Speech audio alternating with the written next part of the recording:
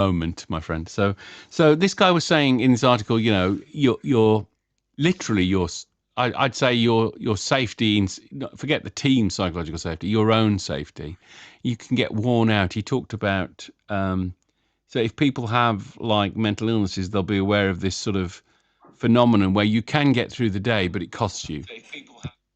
Yeah. And I think there's probably a bit of that. What do we think of that? Is that the case? Do you find it, Raz, like that? Ricardo, do you find it like that? Actually, I get more fatigued because you never really look into someone's eyes when you're doing remote. It's really hard because normally people are not, if you want to look in my eyes, I have to look at you like this, straight into the camera, and you have to look straight into the camera. And I always feel that fake look in the eye that you get by someone looking at the screen and someone else looking at the screen. That's what annoys me. I like eye contact, but maybe I'm an alien.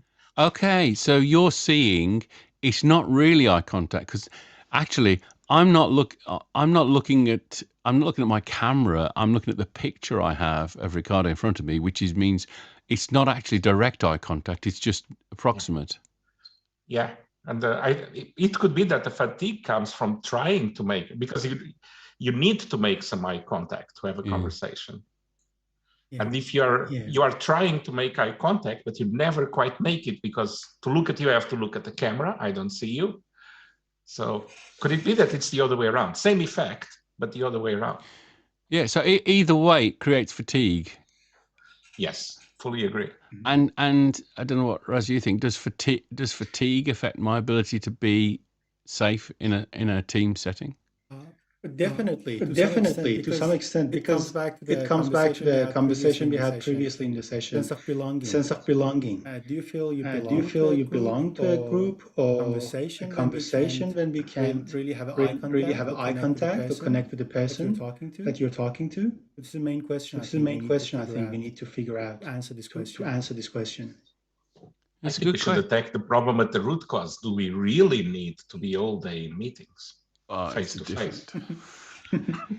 That is cut the evil by the root, right? Yeah. I was just saying that yesterday to some people, saying, look, they're going, we want to get this sorted. Let's block our diaries next week all day, every day. And I went, there's a good idea there, but you'll need to take at least half of that time to go back to your desks and do the stuff you're doing. Yeah. Even the new stuff you're doing. We do need to walk together, but we don't need to walk together exclusively all day, every day. And as you've said, well, if I don't need to do that, if I don't want to do that when I'm in the office, why do I want to do it when I'm sitting in my logical office in front of Zoom? Yeah. We are Zoom rookies. This is a brand new thing, and you need to figure out the right rhythm. And if you look at meetings, we are doing such stupid things in our meetings, like collecting information by looking at each other on a Zoom call. If you have a meeting where you are collecting information, just collect it asynchronously and meet to decide. And then you only need 15 minutes meeting instead of 1 hour. There are so many good things we could do. Let's replay it. I'm taking us on a tangent, though. Yeah. Let's replay that back in. So one of the big things you can do with remote working is work asynchronously. What does that mean? That means I could put a board up and Ricardo's comments could go in at 8 a.m. because he's got a bit of a break. I could put mine in at 9 a.m. because that's when I wake up. Raz could do them at 10 a.m. before he goes to bed in Australia. And then we could get together and look at what we've done in a much smaller meeting at a different time. And that asynchronous working mode probably suits us. And a lot of Agile has believed, and I think this is probably incorrect, that the only way you can work is synchronous, which is to all be together in the room at the same time doing it. Yeah. Have I got to the root of what you were talking about there, I think? Yes, you did. I think. Can I add something? We are killing this. Yeah. Go ahead. Sorry. I think that really works when you have a very known piece of work, or maybe complicated, and you know what the work is. What really works, Raz? So I mean, are you forgive me, Raz? Are you saying async really works when you've got a known piece of work? Yes. Or sync? I'm a bit confused. Async. Because you have a piece of work. You communicate it, and people based on their time zone, log in, understand it, and do the work, and come back and showcase. But when you need to But when you need to people be in the room and do some creative work to understand, to probe, to examine the work, to understand and learn something new, I think you need to be synchronously work together. Yeah. But I think we need to strike a balance, and I can say one thing for sure, it's not 100% of the time in a Zoom meeting. Yeah. What is the right balance? Depends on the job, depends what you're trying to achieve. Even a retrospective, for example, I've tried running a few retrospectives asynchronously, and we cut down the time of the retrospective to around 15 minutes. We just did the part about review each other's actions and choose what to do next. Everything else was done asynchronously. Yeah. And there is no deeper meeting than a retro.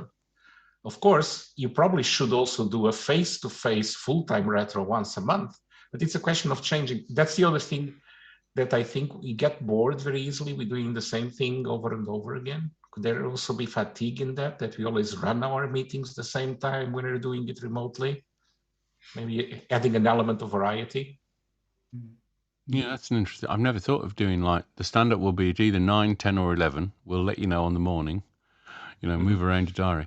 Also, I agree on the retrospectives. I experimented with asynchronous retrospectives where I said to everyone, put half hour in your diary now to think about what you want to put on the boards, please. And then we'll look at the boards together for the other half hour. Yeah. And yeah, it was with leaders who were time poor, so it didn't really get very far. They didn't really do a lot before the meeting. They said, "Oh, sorry, I hadn't had time." So that was a point of note. But when you do like a remote retrospective and you do like for the first 10 minutes, let's all go silent and put our cards up on what went well, what could have done better, ideas and accolades and all that. I've seen that work. So I can see both, but I think you're right. It's both, isn't it? It's a bit of one and a bit of the other sometimes. Yeah. But I think, psychological safety had a lot of things. One of them is trusting that the other people will do what they promise.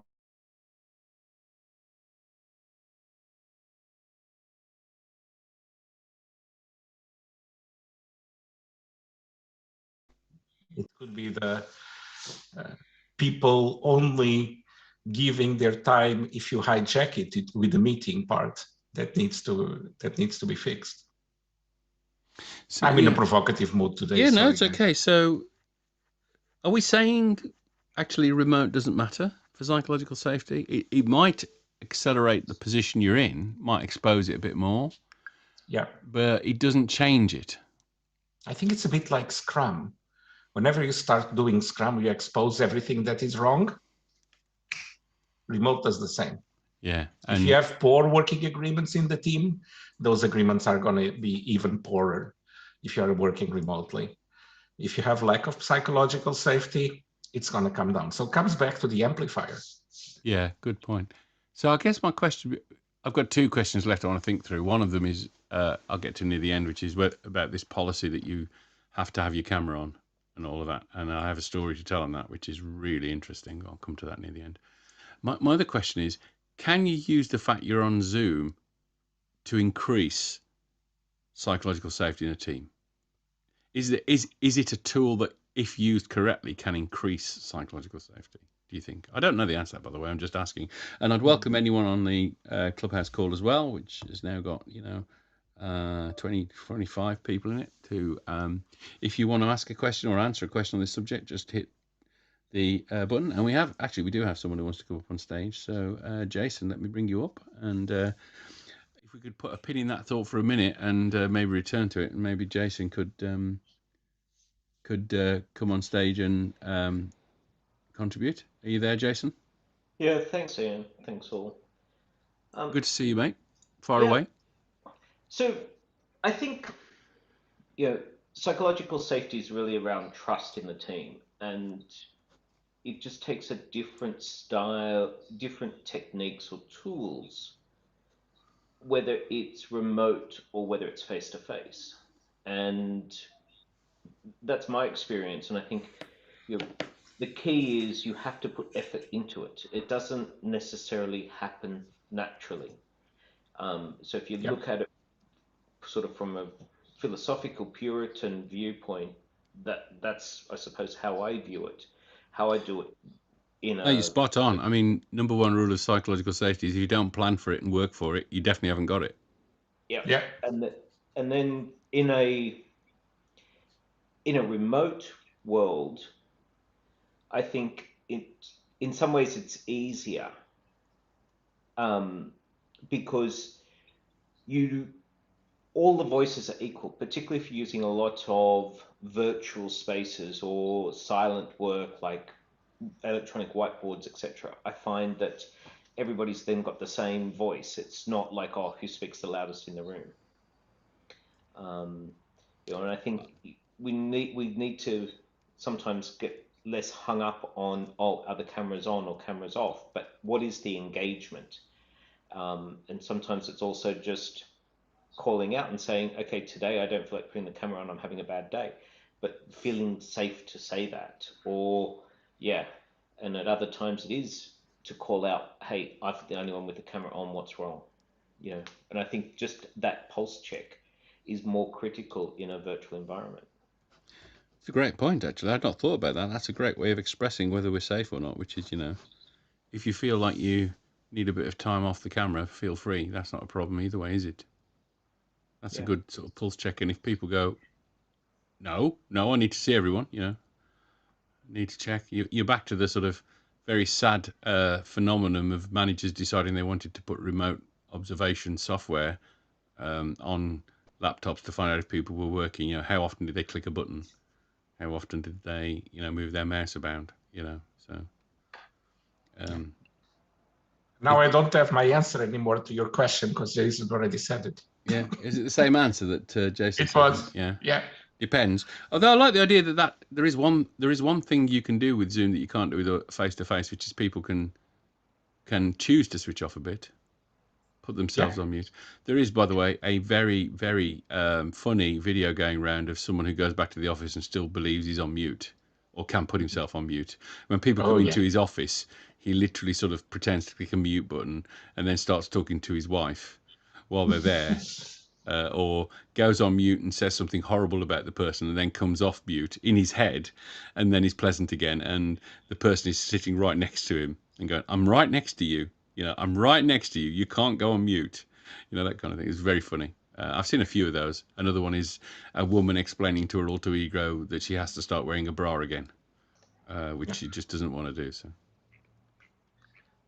I would look at it from the point of view of the camera.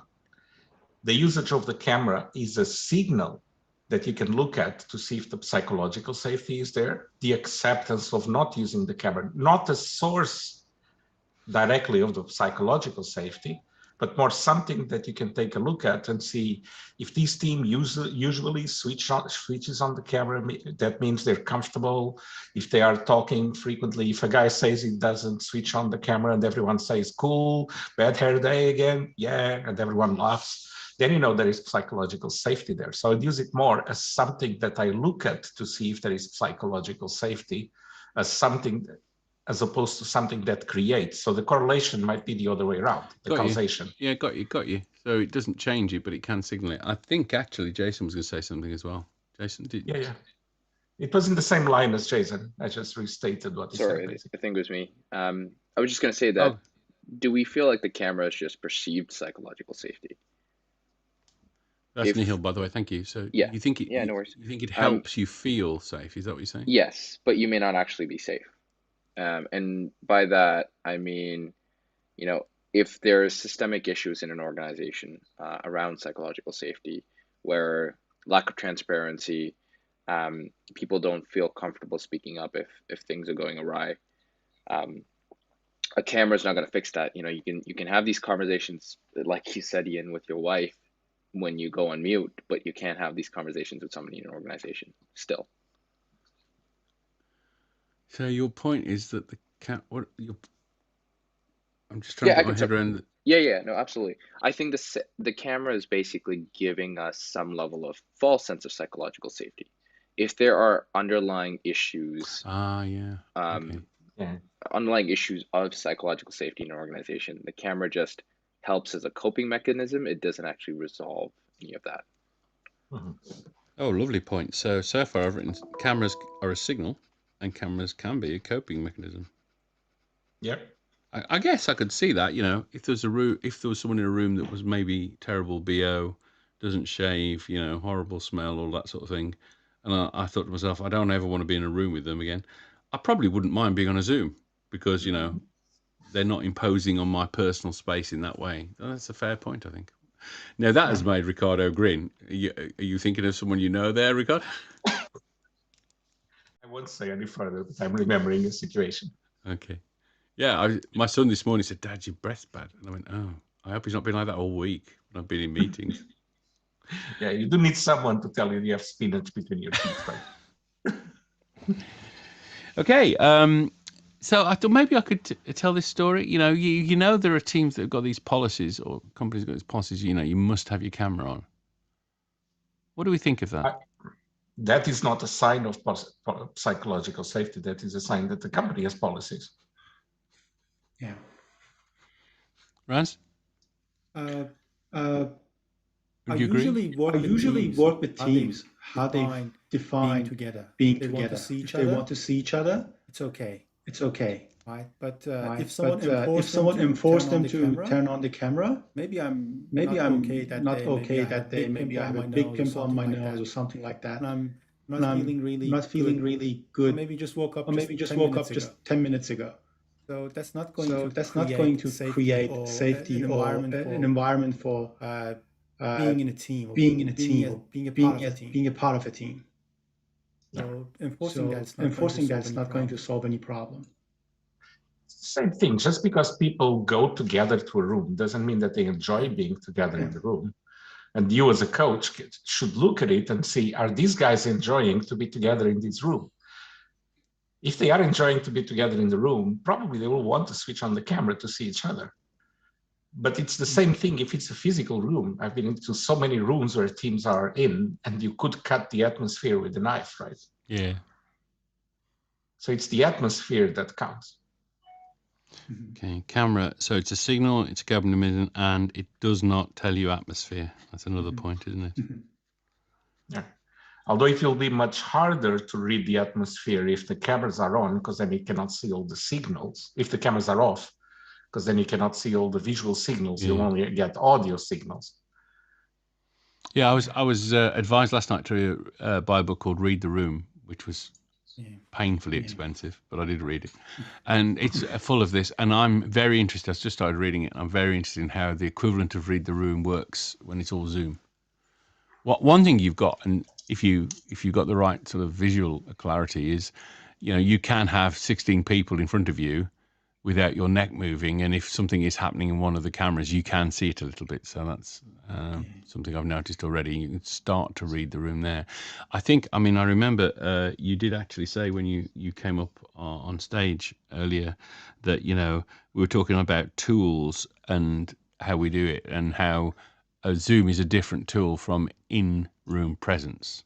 They're different tools, and you've got to be able to use them both correctly. So, and I've certainly spent a fair bit of this year learning to be, shall we say, a Zoom presence when I'm doing training, being really strong on Zoom. And I've realized already that if for one way of putting it, my volume is a bit too high if I'm in a face-to-face room instead.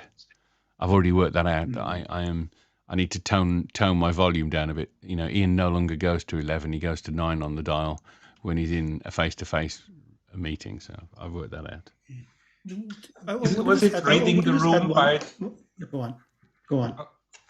Just for our audience, were you talking about Reading the Room by David Cantor? I was indeed talking about Reading the Room by David Cantor. Exactly. Yeah, it is expensive. Yes, I know. Is it worth the money? So Peter Senge has put an article in the front of it, and he's very good. So I thought, okay, that's good. And I asked the person I was doing the training with, who was training me for IC Agile's coaching expertise in the business agility track. I literally said to her, because she named about 15 books, and I immediately went, well, Read the Room's £25 in English. Is it worth it? And she went, well, I think it's worth it. She said, but I thought, well, what would you say other than that if you were referencing the book? So, and I'm reading it, and I do have like 96 other books I have to read for my course. So maybe I won't actually get to the full side of it for another couple of weeks. But Ricardo, you could ask me again in a couple of weeks, is it worth it? It's the first time I find a book for the Kindle for $48.62. So I'm in shock. But it does have 562 pages on the Kindle edition, so it must be good value per page. Yes, that's another thing you do look at, isn't it? When a book is £9 and you go, that's not too bad, and it's 106 pages, you go, yeah, there's not much in there. I agree with that. Okay, 26 minutes. Shall I finish with my story then? Here's my story. Yes, I was, can I admit it, having to do a speed awareness course for speeding a few weeks ago. I had done 36 miles an hour in a 35 zone. No, in a 30 zone. And so, you know, because I haven't got any points, I was asked if I wanted to do speed awareness instead. So I did speed awareness. Okay, so I get on the speed awareness course. The guy says, just for identity purposes, we have to make sure you are who you say you are. So, you know, I'm going to put you into a breakout room, just you, and then you're going to show me some ID that's your face, you know, wallet, photo card. Well, it was fine. That was fine. So I did that. For those who are on Zoom, you can see I have a virtual background. Yeah. So we came off camera back into the main room, and he said to me, Ian, can you turn your virtual background off, please? And I went, no. And he messaged me privately saying, it is a legal requirement that you show me your background so I can validate it's really you. And if you don't, I will take you off this course. So all I could do to do the course, and I wanted to do it, was, you know, take my background off. And what was behind me was an extremely sensitive board from a company that should have had the right for me not to show it. Oh my God. So, and a very sensitive board, frankly. So, you know, I had to do it. In the end, I sort of messaged the company. They messaged the Department for Transport. 3 weeks later, got an email back saying our policy has changed. Whilst we do visually need to see the person, because I assume there are problems with people taking this speed awareness course for other people, we no longer have to see the room you're in. And that's good. We've changed our software because the software was flagging that you had a virtual, it was a virtual, you know, and we can't tell the difference between a virtual room and a false room where it's not really you know what I mean? So they changed the software. It's an interesting story.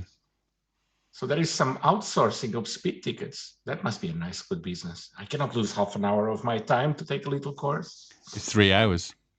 3 hours. In England, it's 3 hours of your time. And I think there's some outsourcing of taking driving lessons as well. I think sometimes people take driving lessons for their brother or their cousin.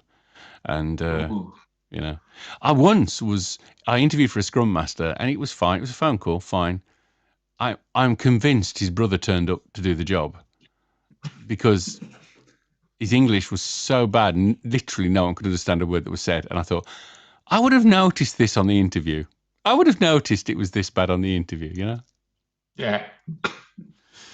Anyway. Doesn't matter what is the domain, people find a way to work around it. Yeah. We've wandered a bit, forgive me. I just thought the story was interesting, that's all. We're nearly at 30 minutes. It is. So, finishing on Zoom then, what's our main summaries? What have we noticed today? Maybe we could just go around our room. Raz, what have you thought of that's a key point? Key points. Many interesting ones. Mainly for me was there should be a balance between asynchronous and synchronous work. Maybe when you're doing remote. That's just the main highlight for me. Yeah, it's not really a sort of psychological safety tip, but it is a tip, isn't it? It's a good tip, I think. Yeah. Mine was definitely cameras can be a signal. Yeah. What about you, Ricardo? Mine was that reflection about Zoom amplifying something that probably was already there. Yeah, as you say. I almost feel like to test teams to see if they have psychological safety. Okay, now you guys need to do a week on Zoom. So I can really see the level of psychological safety you have. Then you can go back to the office. If I could misquote Ken Schwaber on the subject, Zoom is like your mother-in-law. It points out all your faults. Yeah. That's what you're saying. Okay. Yeah. In that case, the teams. Yeah. Yeah, and the team's faults in this case. Yeah. Okay. To the, I think we're done. Unless there's any final thoughts. Good. Can I just say thank you? I know how we are all actually now very busy people, all the main crew. So I just want to thank Raz and Ricardo especially for keeping with our story and journey, because I know it's tough with that, the amount of work we've got on. I want to appreciate it. And I want to thank the Clubhouse audience. Thank you very much for joining us again and listening in. I think that's about it, unless Raz or Ricardo, you've got anything final to say. We should say, of course, we have a Telegram channel now. Is that right, Raz? Is it Telegram? You're on mute or something, Raz. Your sound is gone. I created that group. All I need to do is just make you admins, and then we can start inviting people. Cool. On Telegram as well. So we're on multi-platforms. We're nearly becoming an omni-channel thing. We're on Clubhouse, Zoom, live stream, YouTube, and Telegram. And we're back next week. Can't wait to get here again. Fantastic. And actually doing the Zoom thing means we get to see faces, which is quite nice. It's quite nice to see smiling, tanned faces and healthy, relaxed faces, and then my baldness. Yeah. And Ricardo looking at his watch not to miss his meeting in 1 minute and 52 seconds. 1 minute.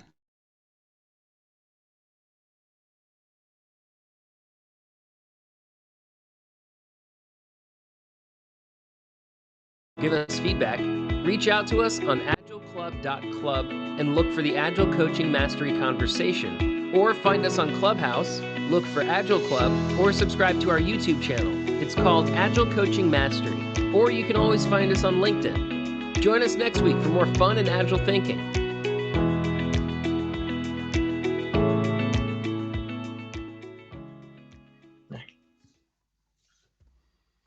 On the 1st of October, I'll be driving to Portugal, right? Which is like a 50-hour drive from here, then staying there for a couple of months. So I'm copying the birds, doing winter.